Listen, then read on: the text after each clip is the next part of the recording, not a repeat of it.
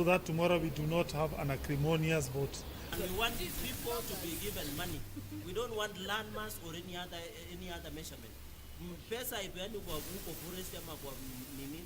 Pesa ipewe kwa wananchi. That is what we are just, and we want to correct an injustice that most populous counties that have suffered this injustice must be corrected. Lakini huku maseneta kutoka kaunti zenye idadi kubwa za watu wakishinikiza kaunti hizo kutengewa mapato zaidi, maseneta kutoka kaunti zilizobakia nyuma kimaendeleo wameapa kupinga jaribio lolote la kupunguzwa fedha za kaunti wanazowakilisha. COVID is already affecting people a lot negatively, and we are saying this is not the right time to apply this. So there is need for more consultation. The easiest and the best thing that we can do as leaders is to continue with the formula that we had. Tukipitisha ile formula ambayo imepewana saizi ya kwamba magatuzi mengine yatapata pesa zaidi ya mengine, kuna kama Marsabit wanapoteza zaidi ya 1.8 billion. Kusemolo ukweli tutakuwa tumezulumu hawa watu. Kwa hivyo nasema tusingoje tena, tuje kesho tupitishe, tutumie ile formula ya zamani. Kevin Washira, Darubini Channel 1. Mtazamaji, tuelekee mahakamani. Mwanamume mmoja anayedaiwa kuchapisha habari katika mtandao wa kijamii zikidai kuwa waziri wa usalama wa taifa Fred Matiang'i alikuwa amelazwa katika chumba cha wagonjwa mahututi baada ya kupatikana kuwa na virusi vya korona atazuiliwa kwa siku 2 zaidi akisubiri kukamilishwa kwa uchunguzi. Hakimu mkuu Martha Mutuku aliagiza upande wa mashtaka kukamilisha uchunguzi kwa siku 2 na kumwasilisha mshtakiwa mahakamani siku ya Jumatano. Isaac Kibetiego ambaye alikamatwa mwishoni mwa juma katika eneo la Ngeria katika kaunti ya Uasin Gishu alifikishwa mahakamani leo kwa madai ya kuchapisha habari zilizodai kuwa waziri wa usalama wa taifa Fred Matiang'i alikuwa amelazwa hospitalini baada ya kupimwa na kupatikana kuwa na virusi vya ugonjwa wa COVID-19. Upande wa mashtaka ulikuwa umewasilisha ombi la kutaka mshtakiwa kusalia korokoroni kwa siku 14 ukihofia kwamba iwapo mshtakiwa angeachiliwa huru angevuruga uchunguzi wa polisi. He is likely to access the Twitter and Facebook accounts, and since he is the person responsible and in charge of that, as we're stating, he is likely to interfere with the evidence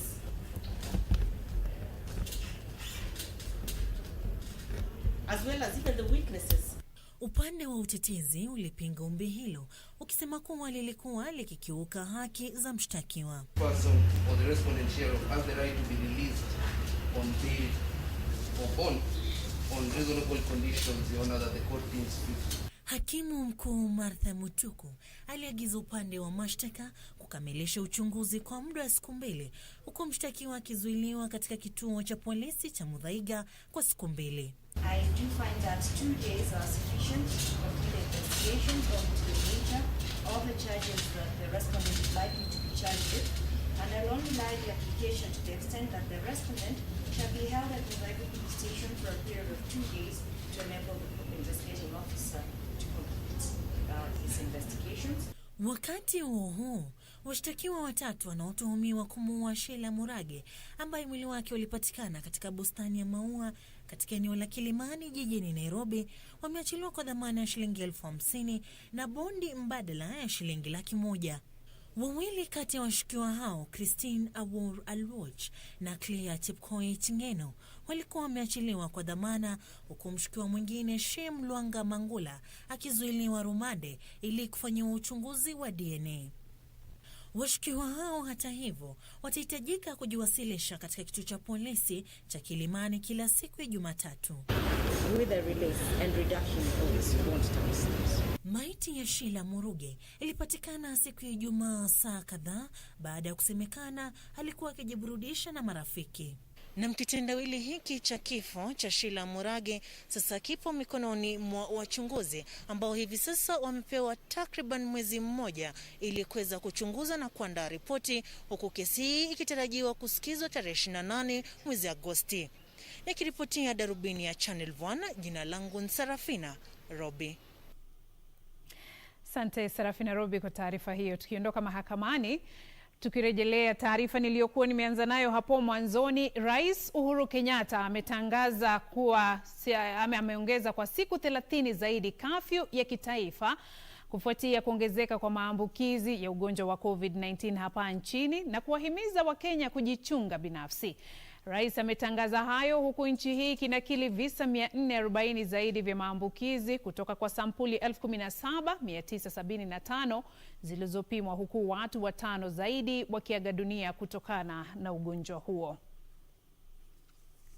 Kwenye hotuba yake kwa taifa hii leo, Rais Uhuru Kenyatta alitangaza masharti zaidi ya kudhibiti msambao wa COVID-19.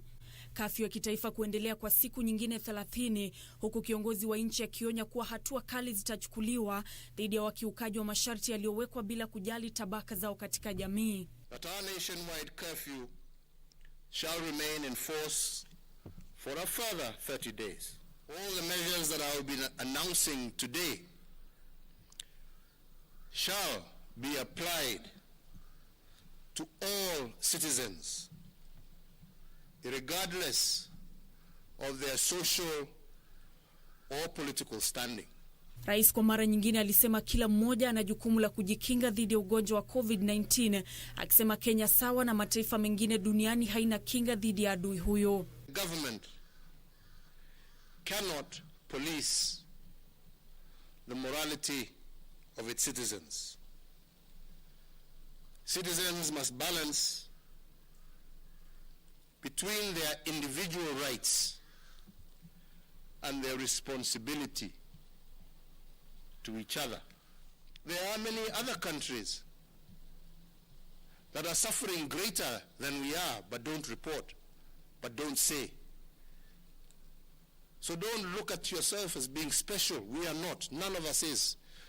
Idadi jumla ya maambukizi sasa imefikia watu 17,975 baada ya visa vingine 440 zaidi kuthibitishwa leo kutokana na sampuli 3,197 zilizopimwa. Idadi ya watu waliopona pia imeongezeka hadi 7,833 baada ya watu 90 zaidi kupona. Hata hivyo, watu wengine 5 wameaga dunia kutokana na ugonjwa huo. We are fortunate that the case fatality rate, which currently stands at about 1.6%, we think that perhaps it is this relatively low rate that is giving Kenyans false comfort, and I repeat that, false comfort, that this pandemic is not a serious health risk. Rais alisema hadi sasa 70% ya kaunti zimetimiza maandalizi msingi ya kupambana na ugonjwa huo. Aidha, rais ameshauri Wizara ya Afya kutafuta huduma ya wahudumu wa afya waliostaafu kusaidia kukabiliana na ugonjwa huo katika kaunti. Ministry of Health will develop a protocol to temporarily retain retired ICU staff and anesthesiasts to support the medical staff assigned to dealing with serious COVID-19 cases in the counties. Hadi sasa kaunti 45 zimenakili maambukizi ya ugonjwa huo, ya punde ikiwa kaunti ya Baringo ilionakili visa 5. Katika takwimu za hivi punde, Nairobi linakili visa vipya 326, huku Lang'ata ikiwa na visa 59, Embakasi Mashariki 46, Westlands 38, Embakasi Magharibi 29 na Kibra 23.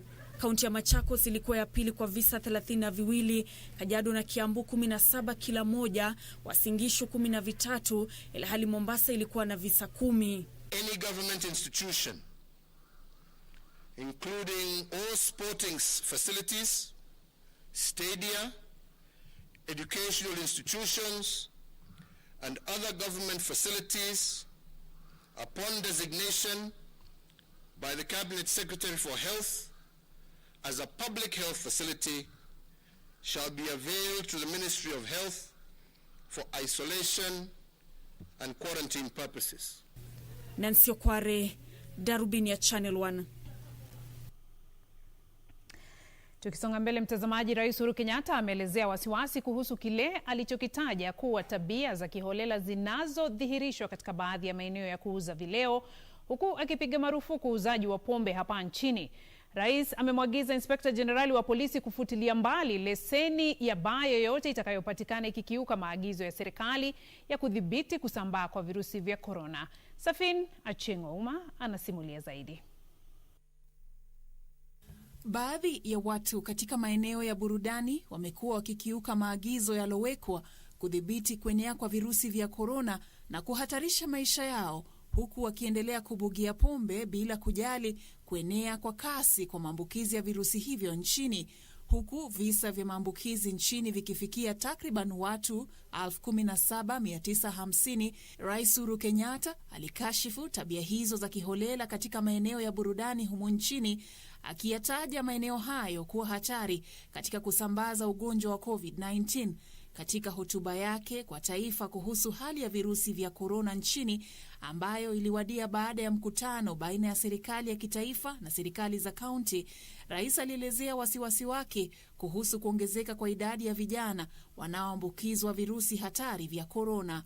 My and our meeting's greatest concern at this moment is the aggressive surge of infections among young Kenyans, who are in turn, unfortunately, affecting their elders.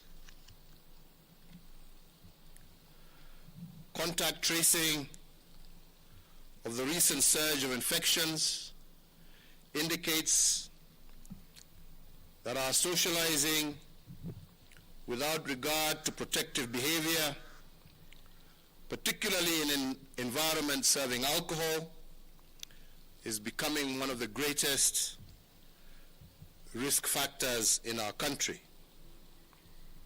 Rais pia aliagiza kusitishwa kwa mauzo ya pombe katika mikahawa yote nchini kwa muda wa siku 30 zijazo. There shall be no sale of alcoholic beverages or drinks in eateries and restaurants across the territory of the Republic of Kenya, effective midnight today for the next 30 days.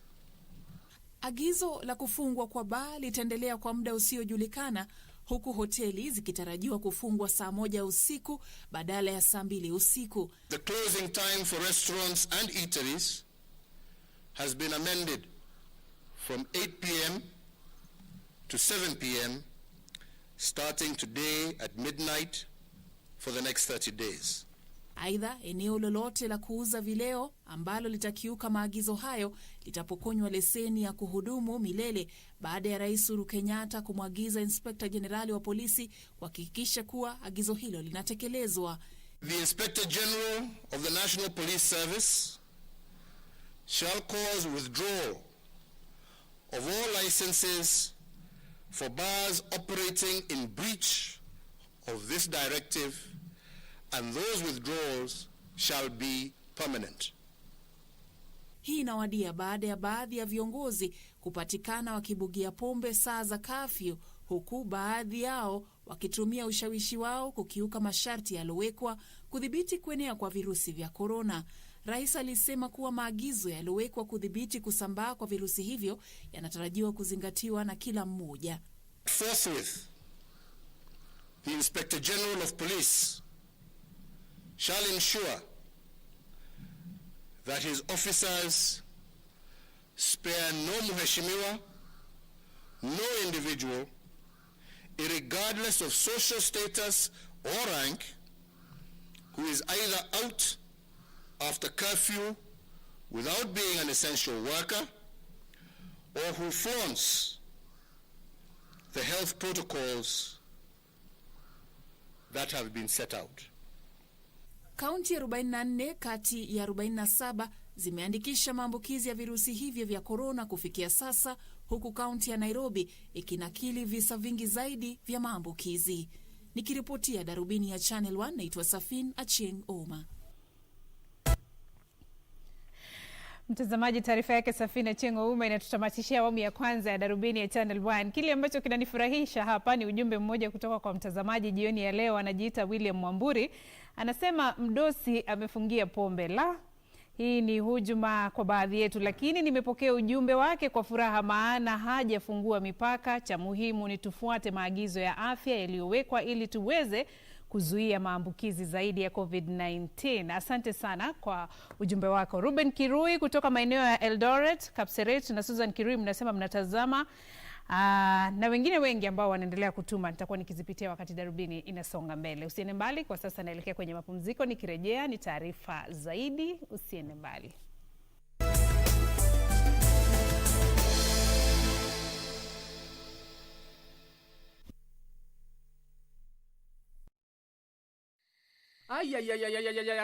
Gaki, wawezaje kunituangia simu saa hii Gaki? Saa zile tu nimewekelea matoke yangu kwa mesa. Niko tayari kukula, wewe ukikula kwako mimi hukusumbua. Gaki, hii simu sisiki yake ya nani? Mimi hukusumbua ukikula kwako. Basi wewe ngoja nimalize matoke yangu tena utanituangia. Kupata matoke, bonyeza *811 *965 #. Bonyeza *811 *965 #. On the next episode, the piece of land on which Ricardo built his car repair shop, well, it's mine. I went to Antonio's house with the excuse that I needed to borrow a drill. You will never guess who I saw there, all nice and cozy, as if she's the lady of the manor. Who was it? It was Margarita. Where have you been? Oh, come on, we've been repeatedly calling your cell phone. I am gonna get you out of here, you good for nothing. Nobody makes a fool of me. In Love with Ramon.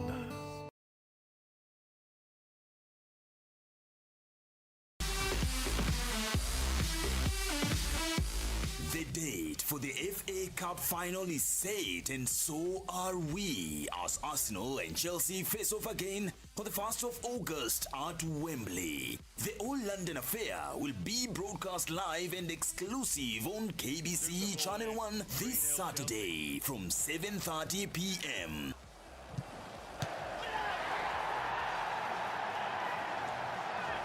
Cesar Azpilicueta again for Giroud. Oh, and it's found a way through. Heads up. It is a showdown worth your wait.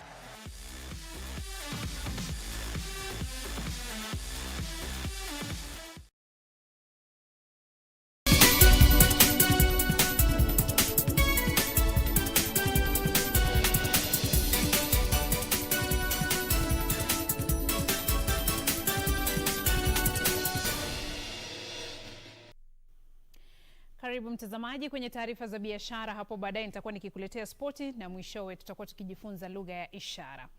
Benki za biashara zinatoa wito wa kuondolewa kwa marufuku ya ubadilishanaji maelezo baina ya taasisi za kifedha kuhusu wasiolipa mikopo.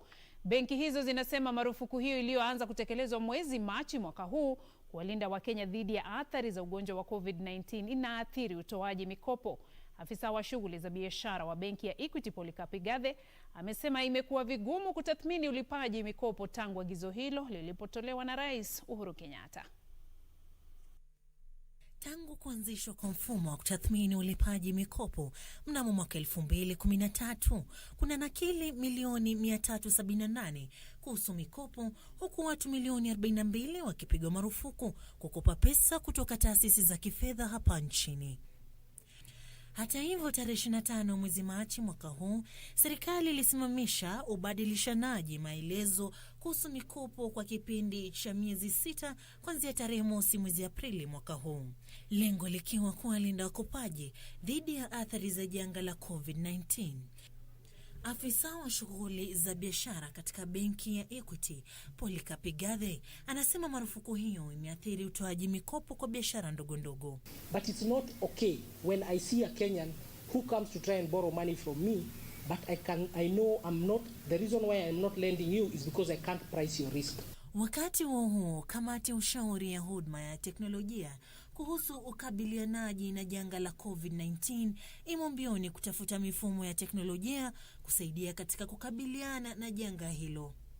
Akiongea wakati wa maonyesho kuhusu ubunifu wa teknolojia, kaimu mkurugenzi wa mamlaka ya mawasiliano nchini Masi Wanjau alisema kamati hiyo tayari imepokea mapendekezo kuhusu jinsi teknolojia inaweza kusaidia kukabiliana na athari zinazotokana na janga hilo.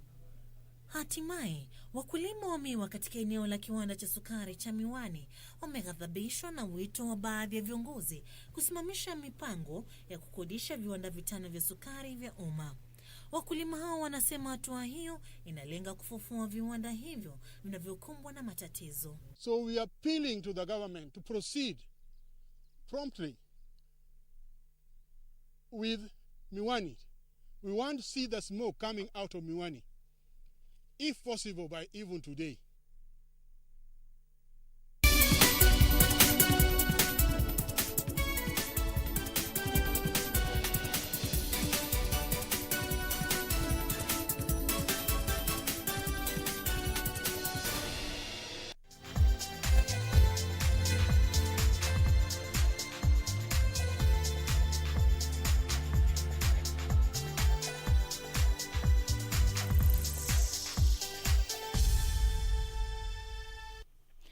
Haya, tuelekee viwanjani. Bingwa wa mashindano ya magari humu nchini Baldev Singh Chaga anaazimia kushiriki na kufanya vyema kwenye mashindano ya magari ya safari duniani. Mashindano hayo ya safari yaliratibiwa kuandaliwa tarehe 16 na 17 mwezi Julai, lakini yakaahirishwa hadi mwaka ujao kwa sababu ya janga la virusi vya korona. Baldev Singh Chaga ana lengo la kushiriki na kufanya vyema zaidi kwenye mashindano ya magari ya safari yatakayoandaliwa mwaka 2021. Bingwa huyo wa humu nchini amesema madereva wa Kenya wana fursa ya kujipima kasi dhidi ya madereva mashuhuri wa duniani wakati huu wa mashindano hayo. Aidha, Chaga amesema ni kibarua kigumu kwa dereva yoyote kutetea taji ya mashindano hayo dhidi ya madereva mashuhuri wa duniani wanaoendesha magari yenye kasi. Dereva huyo anayeongoza msururu wa kitaifa baada ya mikondo ya Guru Nanak na Nyahururu anaamini kuwa kuweka muda bora kwa madereva wa humu nchini kutawasaidia madereva hao katika mashindano ya siku za usoni. Chaga ameshiriki kwenye mashindano ya dunia ya safari mara moja mwaka 1998 alipomaliza katika nafasi ya 15 akisaidiwa na Tinu Khan kwenye gari aina ya Subaru Legacy. Mashindano haya yatakuwa miongoni mwa mashindano 9 yenye hadhi ya juu yaliyoshirikishwa kwenye msururu wa msimu wa mwaka 2021. Aidha, mashindano haya ya safari yamerejeshwa baada ya muda wa miaka 18 na yalihairishwa kutoka mwaka huu hadi mwaka ujao kwa sababu ya janga la virusi vya korona. Afisa mkuu wa mashindano ya WRC Phineas Kimathi amesema waandalizi huenda wakahifadhi tarehe za kuanzia 16 hadi 19 mwezi Julai mwaka ujao kuandaa mashindano yenyewe.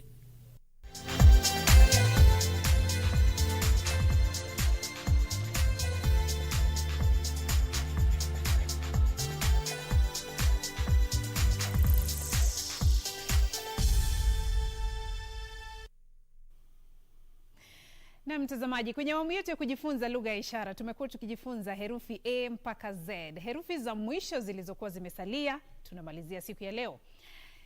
U, V, W, X, Y, Z. U, V, W, X, Y, Z. Hapo kesho mtazamaji, tutakuwa tukifanya ama tutakuwa tukijifunza hiyo lugha ya ishara kutamatisha awamu hiyo kutoka A mpaka Z, kisha tufunge hayo. Wiki ijayo tutasonga mbele kwenye masuala mengine. Hapo kesho hebu jikumbushe yale ambayo tumekuwa tukijifundisha. Hapo kesho tutakuwa tukianza kutoka leta ama herufi A mpaka Z. Maria Ambo na utabiri wa hali ya hewa. Imekuwa fahari yangu kukuletea Darubini ya Channel 1. Naitwa Beatrice Gatonye Ngetich, naye mtangazaji wa ishara Simon Karodha. Tunakutakia usiku mwema. Maria Ambo na utabiri wa hali ya hewa.